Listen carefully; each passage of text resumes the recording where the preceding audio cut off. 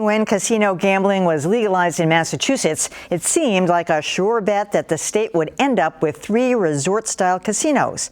But now, after a rough few weeks for casino backers, the odds of that happening seem a bit slimmer. WGBH News political reporter Adam Riley has more. Earlier this month, there was a split decision on the proposed casino at Suffolk Downs, with Revere voting yes and East Boston saying no dice. Then Milford voters nixed a proposed casino there by a nearly 2-to-1 margin. Look around. We have lots of trees. We have family communities.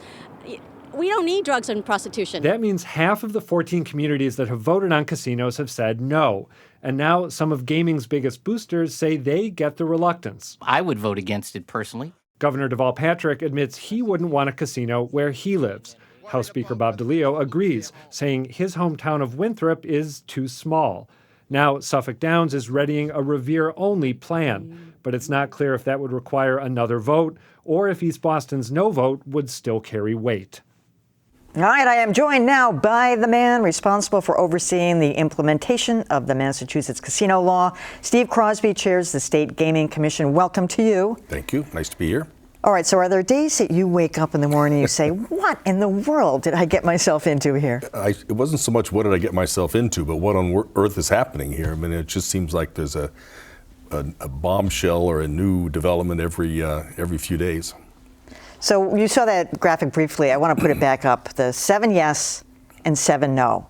Those are the towns that have taken the vote so far. Let's look at that. So I don't have to read them all off. We can see it's not actually right. There's only been 4 that have voted. There have been others that have had other kinds of reactions by this community leadership. Foxborough never had a referendum. Lakeville never had a referendum. Freetown never had a referendum.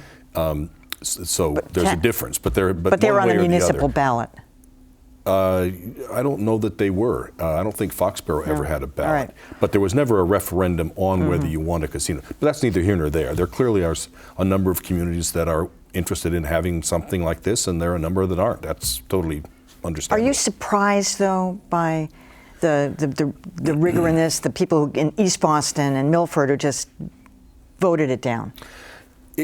I'm a little bit surprised that some of the communities where there's been a long time coming, like Palmer, where Mohegan Sun's been for a long time, and East Boston, where Suffolk Downs has been, I think all people were a little bit surprised that relationship has gone on for so long that if you had to guess, you would have guessed what happened. But this was all about, from the beginning, a high degree of local control. The legislature said if you don't want a casino, you don't have to have a casino. That doesn't mean there's no place for casinos. Nobody wants to live by a mall either. Nobody wants to live by Fenway Park either. But I don't want the Red Sox to leave town. So it is perfectly reasonable that some people are going to say, I don't want this. But if you're a community that has a low tax base and high unemployment, then you're probably going to say, you know what, this is better for me than a big piece of vacant land that's not doing anything. So it's not, I don't think it's overall surprising, quite the opposite. I think what the governor said is right. This is the way the law was supposed to work. So the split vote, East Boston, Revere, do you think it kind of violates the spirit of the vote if you go ahead and grant a full license to Revere, if they just shift the casino operation right into Revere? I know the mayor there, Dan Rizzo, thinks, no, we took a vote and we said yes. But does it violate the contiguous community's wishes? Technically, no. What they were voting on was something in East Boston, and there's not going to be anything in East Boston, period. It's not going to be a gaming establishment in East Boston, period. That cannot happen. Both sides have rights. You said, is it sort of the spirit? Well, the spirit for the people of East Boston, maybe. The spirit was a net negative. The spirit in Revere was clearly a positive. So whose interests weigh out here? We'll start out with the law. We'll start out interpreting the statute, interpreting the words, trying to figure out whether there is room for this possibility.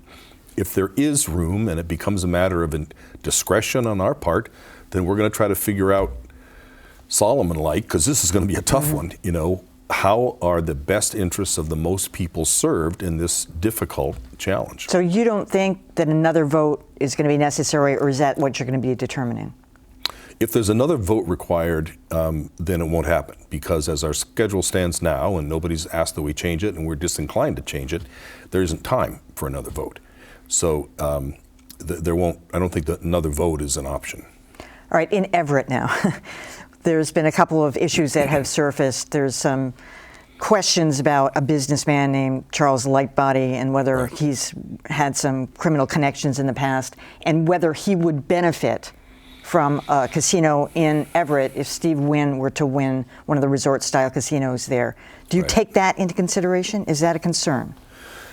At this stage of the game, Emily, and I can't really talk about it. I mean, we're investigating it. Yes, that was something we knew about a long time ago, and we do have issues that we need to investigate.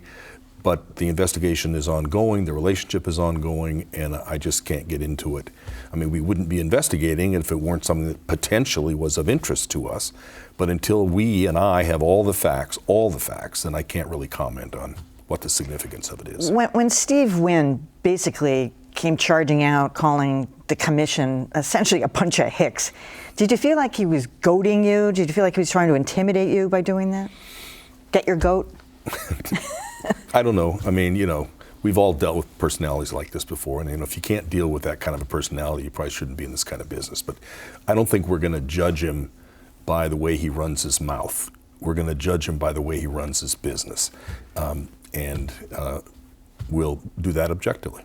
Is there a point at which you just say, we've got one casino, or you're going to not stop until you get all three? I mean, is it possible just one is all there's going to be, or your commission's going to be in effect until you've handed a license out to all three? Yeah. The irony here is we have plenty of communities that do want casinos, and we have plenty of companies that want to do business in Massachusetts. There's no question about that. Matching them has been an issue because sometimes you've had a willing community and not a willing bidder. And other times you'd have a willing bidder and not a willing community. So in the unlikely event that this didn't get worked out for one of the regions we're working on now, we would probably go back out and have a fairly expedited process and make sure that we find a willing community to meet with a willing bidder. The legislature, we don't have to do that, as you know. It's up to 3 licenses, up to 1 in each of these 3 regions. But I think the clear intent was, assuming we can find good applicants with willing communities, that there would be 3. When Suffolk Downs was originally in the running, did you take into consideration, or would you going forward in other communities? They were all about saving jobs, and that was one of the reasons why they wanted it. Is that a consideration, or is it strictly on the merits of the application? Well, the merits of the application, jobs is one of them. There's no question that the legislature had jobs, economic development impacts, and revenue to the state as the 3 principal virtues of these kinds of facilities. So yeah, we will absolutely be looking at jobs, and jobs created is one thing, jobs protected and saved is another, and worth considering. All right, so the Akinna tribe on Martha's Vineyard kind of threw a monkey wrench into this. They believe that they've got the right to go forward. We don't need to get into the federal pass and all that. Why not just let them do it and give it a flyer? It's going to be a small operation. It's not a resort style. Why not just say, you know what, take it away, have a go at it. First of all, it's not up to us. It doesn't come under our jurisdiction, so what I think really doesn't matter. But as you well know, there are people that like these things and there are people that hate these things. So if the law says, and the governor believes, and the attorney general believes that the law says they don't have the right to do this, or if the people in the Martha's Vineyard and surrounding communities think they have rights to be looked out for, obviously you have to look out for those rights. So it's not just a matter of, go ahead and give them a break. I mean, there are real issues here, and there are legal issues and public policy issues, but the state will have to weigh in because they don't have development rights. But it isn't we who are doing that as yet. That comes now under the governor and the AG because it's prior law. It doesn't come under the law that we. All right, I'll ask him that. Okay. All right. You'll say it's my job, probably. Steve Crosby, always a pleasure to have you here. Thank you, Emily. Nice to be here.